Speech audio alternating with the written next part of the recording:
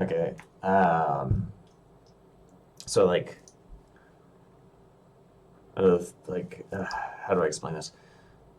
Outside of just like creating the kicks, because there's a lot of, same thing with basses. As you evolve your track, you're kind of making changes to the bass sound, tone, or vibe, flow, rhythm.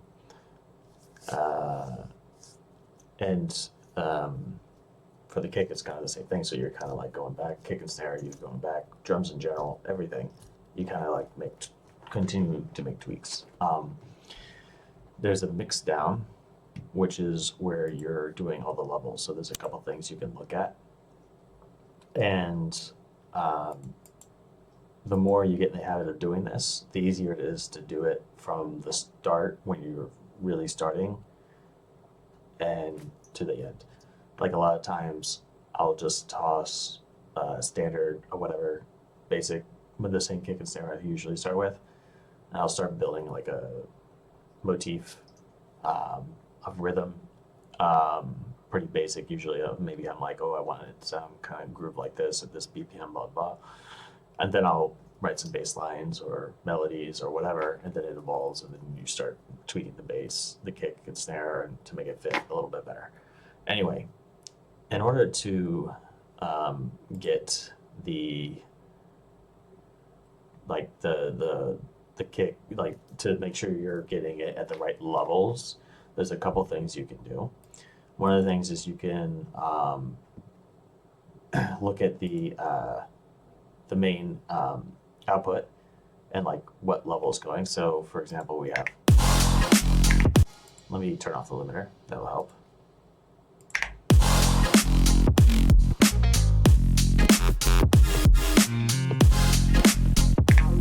So we have this number here, which is basically telling you how many decibels over zero it is. Um, and there's several ways you can keep that from happening. One of the ways, obviously, is like you could literally just put a saturator or a soft clip or glue compressor or whatever with soft clip or hard clip or whatever you want. And like if I solo this, no matter what, that will never go over one. But that still doesn't really help with the loudness. So what you could do is you could take a Ulean. I think this is free to measure the loudness throughout the track. Now, depending on the style, you might try and gun for one, like a certain level of loudness. I like to go more dynamics, so I'm usually shooting somewhere between seven, seven and a half, seven and a half. But if I'm like, I mean, six is fine.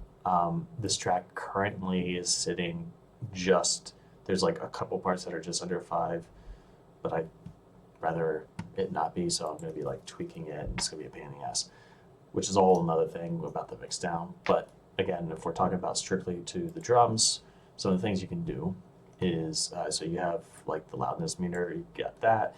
You have the decibel levels on, at least Ableton has this. I'm sure all of them have this, I'm pretty sure. You could use something like span or EQ or Fab Filters, Q3, 4, whatever, as a measuring tool to see where the subs are at. Like I'm always looking for the bass. It's like I'm always looking for it to hit right here, this line.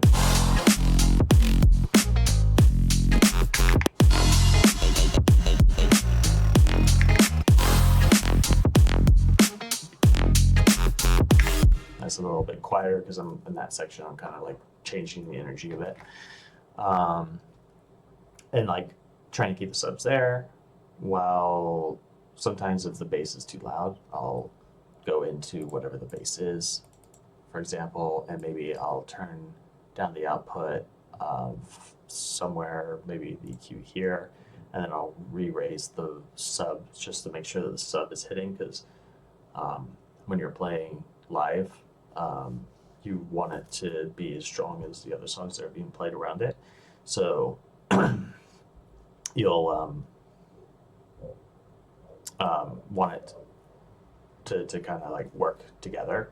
And a lot of songs these days, like they're hitting somewhere like right around there.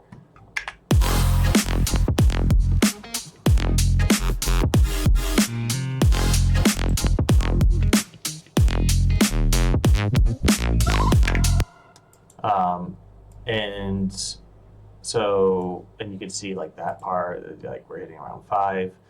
That's with the limiter off, obviously, because if the limiter's on, it would never hit above. And so, and here it's around 6, right? So these are things I'm kind of looking at as I'm mixing. And the best way to make sure that the drums are cooking out is like you can go and solo the drums. You can turn off the limiter here and just be like, okay, so this hits. Make sure.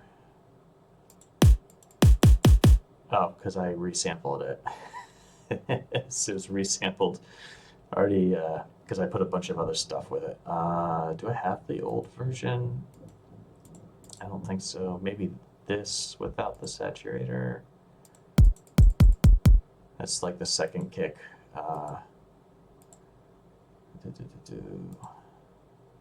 Just trying to, I think the snare should work. Yeah, okay, so that's pretty loud. I'm gonna turn this off, and then we'll just right, so now it's going over. You can see it's hitting about here, right? With it on. Still hitting about the same, but now it's not clipping. And then you can solo it with the bass, just the drum beat, the kick snares, the main kick snares, and the bass. Obviously, it's fine for the subs to be hitting higher than both the kick and snare, but let's check. Oh bébé, oh là là là là, oh là là là, ça va? Ça va chat, ça va chat. Oui, oui, oui, on se voit bien. Okay, where was I? Tu veux me regarder? Ouais, ça va. She just woke up. Okay. Jouer avec ça. Because yeah, so the sub frequencies, they take up a lot of headroom in the sense of like loudness. But as far as like actually hearing, it's like it's a little different. So it's you're really just, you're gonna have to use your ears a little bit, but you can kind of also tell if you're hitting, your bass is like hitting like all around the same levels as your kick and snare, then you need to bring down the lows. So like, for example, I'm just doing this on the group, but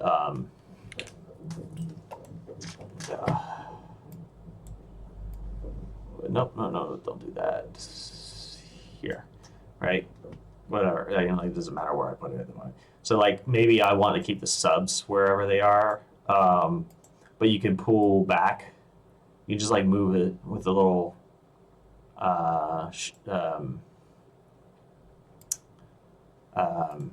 shelf. It's not a shelf. You know what I mean? And you can just pull back a bit. You can like raise the Q a bit or whatever, depending on how you want it. And so that way it will bring down everything else except for the subs, and that will bring down the quietness. Other things you can do is, as I mentioned before, is you can bring down the overall, like the output, and then pull it back up with another EQ on the subs. Or like if you have this OTT, the way I have it is you can like bring down the lows here, but then boost the, bring down the overall volume and then boost the lows there like that. So when I listen to this, make sure turn that back on, yeah. So what's I guess it's the most loud at the drop, right? It's like,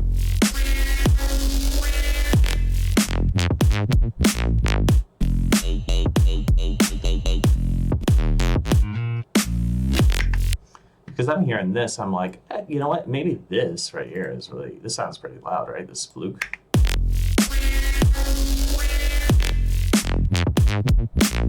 And then you want to go back and reference just to see if there's anything else. Maybe you want to do all the drums, drum bus, and the group.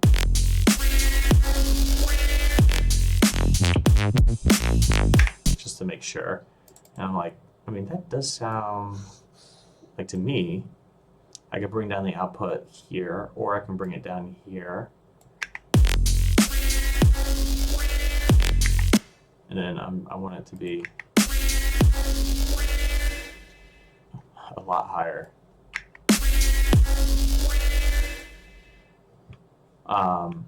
You know, you can do stuff like that to sort of like figure out what makes sense. Also, like in the overall loudness of the track, like in here, there's nothing else. But a lot of times, like if you have fills that are coming in, you want to drop everything else out because they're usually pretty loud.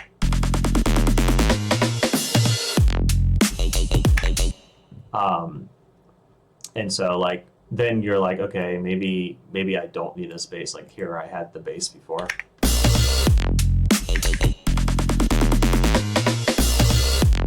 And see, it went to like 50, it went below 6. So I was like, nah, you know what, this isn't really doing anything. Also, it feels more impactful for it to pull out. Like even this, I might even take out, I don't know.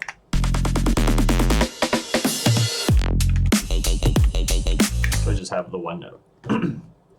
It takes a lot of like, you know, these are like more artistic decisions that you make, but it's just ideas of how you can like take things in and out, and dictate the overall loudness of the track, which is again part of the mix down. But again, the most important part is to make sure that the kicks and the snares are popping through.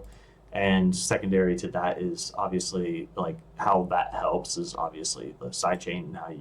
How is it enough of a sidechain? Is it too much? Like you still want it. You don't want it to sound like you're like kind of like skipping. Like you don't want too much sidechain because you're like, but you also, you know, you want enough so the kick and snare are popping through. So, yeah. So like, what is the kick hitting at here? I forgot. It's at A sharp. I think the song is at F. So it's the kick, right, is about where I have the subs. And so if they're playing at the same time, I want it, obviously the bass, everything to dip out when they come in. That's pretty standard stuff. Anyway, that's kind of how I look at it when I'm thinking of like sort of like the mixing aspect of the whole thing, when it comes to like getting the drums to pop out. And like I think there's still some parts here where I feel like I can pull back the bass. It feels right, probably about do it with the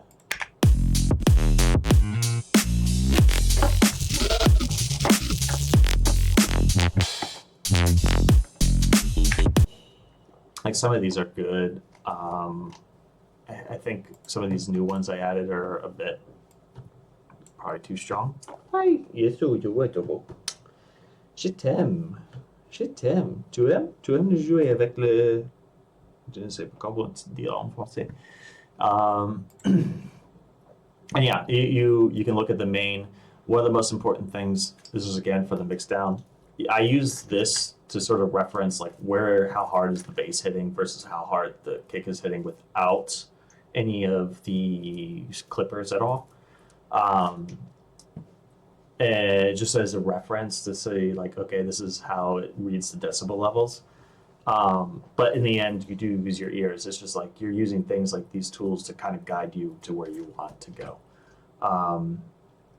And you know, I'm this is a remix I'm working on with for a friend of mine. I think like when I listen to this overall.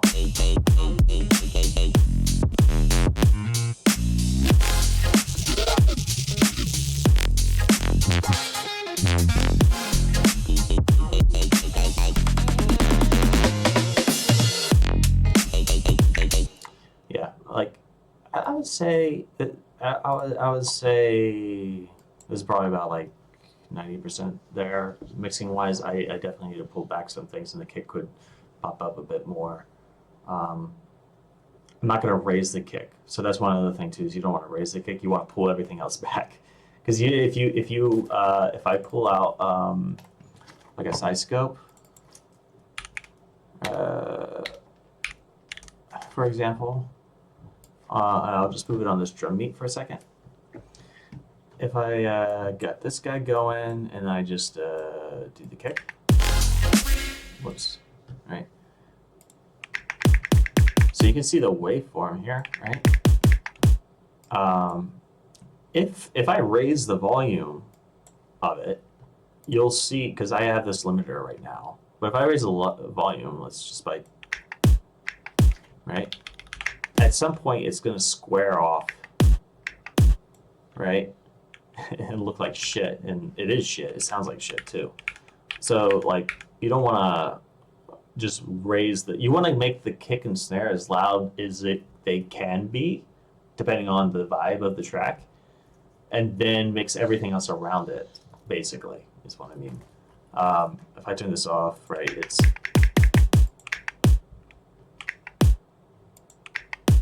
And then I move this up, right? But what if I put like a saturator with a soft clip, right? Well, it's fine. It sounds like ass, doesn't it? Whoa, whoa, baby, ça va, ça va. And yeah, I don't know. Like the whole thing with clipping is, whoops, a whole different thing. Which would be a whole different conversation. But yeah, I don't know.